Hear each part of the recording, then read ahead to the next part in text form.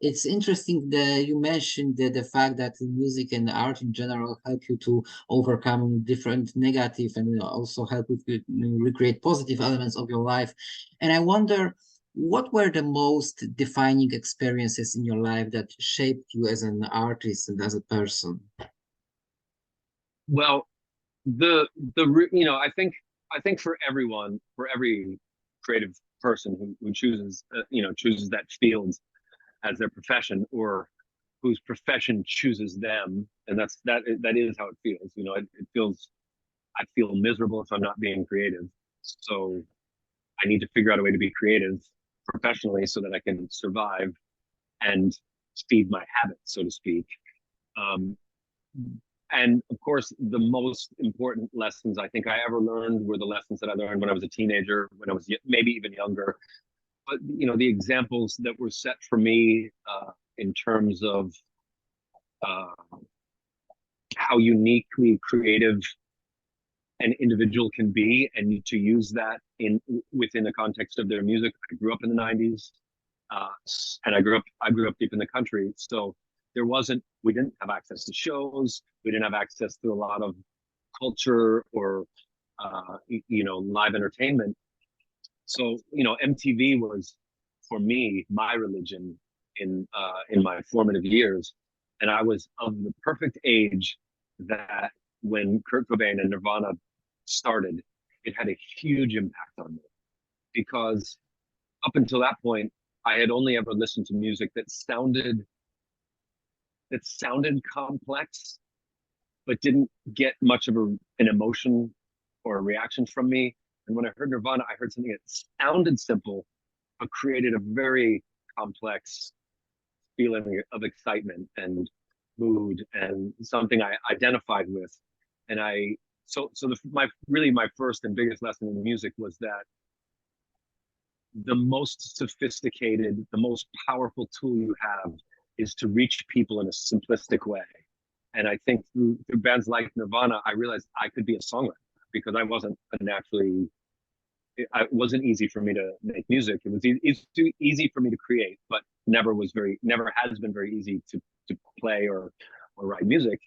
But I was given I was given the encouragement I needed through a band like that, because it had this kind of punk rock spirit and this sort of punk rock presentation, but it reached around the globe. And there was a year or two where they were quite literally the biggest musical act on the planet. And I was very impressed by that magic there. And so at a very early age, like 13 or 14, I saw them perform on the very first Nevermind tour at a college in the mountains. And it was, freezing cold outside. And, as a 13-year-old kid, after the show, which was amazing to me, all I wanted to do was see if I could meet the band. And, my friend's mother, who drove us to the show, because it was about 2 hours away from our home, her husband was a musician. So she said, if you want to meet the band so badly, you just need to hang out behind the gymnasium. There's their bus, there's the door. They have to walk this distance at some point.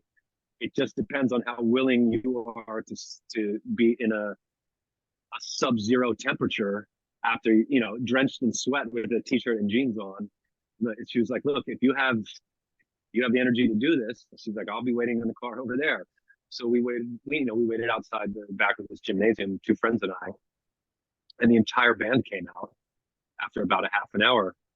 And in this freezing cold parking lot with three 13 or 14-year-old boys, they spent a full hour talking to us. And they didn't talk to us like we were kids. They didn't talk to us like we were young and naive. They spoke to us as equals in a way that I've never, ever forgotten the feeling.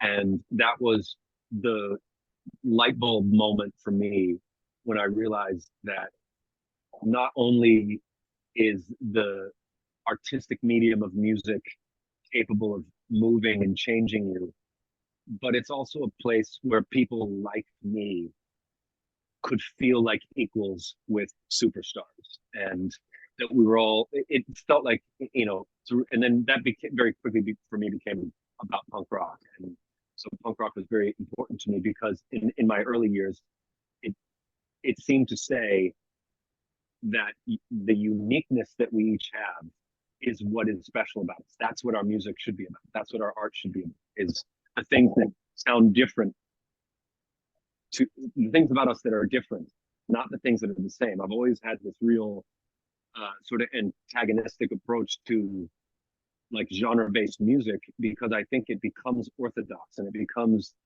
regimented, and there are all of a sudden these rules to it that have never been important to me to pay attention to. Sure, I play in a rock band. You know, there are rock drum fills. But that's not because we need them. It's because any stylistic thing we do as a group is a tool to express who we are.